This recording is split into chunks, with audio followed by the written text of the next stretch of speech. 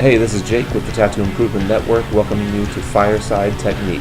On today's episode, I will share with you 3 ways to build up your line weights. Hope you enjoy. Okay, I was going to show you guys while we're in this tattoo a couple of different techniques for building up line weights. Typically I wait and build up line weights at the end of my tattoos, but AJ doesn't live in town. He's going to be gone for a while. We're only doing line work today, and I don't want it to look scratchy for months on end until he gets back in. So I'm going to build up a few of these lines. I'm going to start with the owl head. I'm going to show you just a couple of ways that I go about it. You can do it, you can either run a line like so, right on top of the my first pass line, and then run a line right beside it to kind of double your line weight, like so.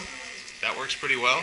If you really want to beef it up a lot more than that, another way that I handle it is to, I'll move it down here and do this, is to actually scumble, make small circles, and you can build it up more and you can build it up faster this way than just running parallel or lines side by side. You'll get a similar effect. So one thing that you have to look out for whenever you run it, whenever you build up the line by scumbling, sometimes you'll end up on this outer edge with, you can see some of those scumbles. So in this case, I did a pretty good job. You can't see them.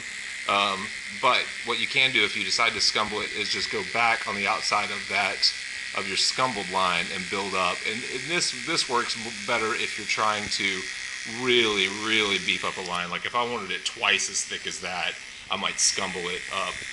Just doing it to this thickness right here, just running the line side by side, seems to work just as well and doesn't take quite as long. There's not a right or wrong way, it's just whichever you'd rather use.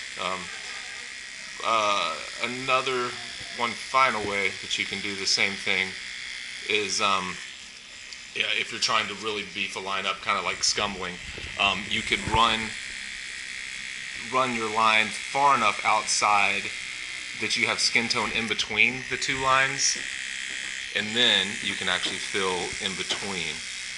It's just a few ways that I go about building up line work. That's pretty crazy. I watched you just do all 3 of those and they all came out. They all look the identical. same. Yeah. You can. So there's no right or wrong. It's just whatever you would, whatever your hand feels better doing. See what a difference that makes. Just bumping those lines up, how much it pushes away from the other lines around it. And that's why typically I use it.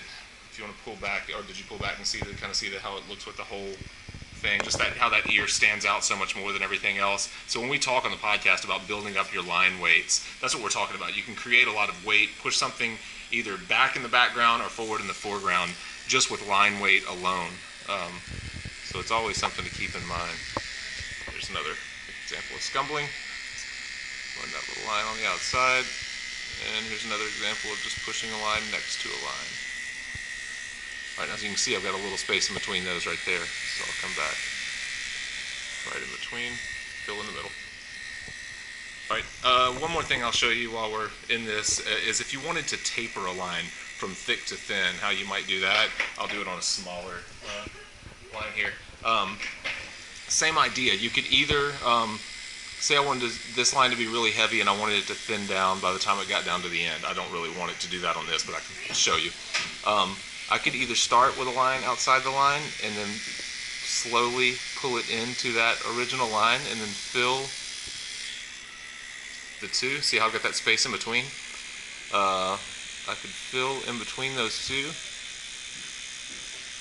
Just making tiny circles and slowly coming out of those circles. See how that tapers? Or you could literally, if you're confident, you could scumble, tighten your scumble, and do all that in one pass, if that makes any sense. If you don't feel comfortable doing that, running the 2 lines side by side works really well, and then filling in between. And you can always build those up more if you need to. That's it, man. That's how you do lines. How I do lines.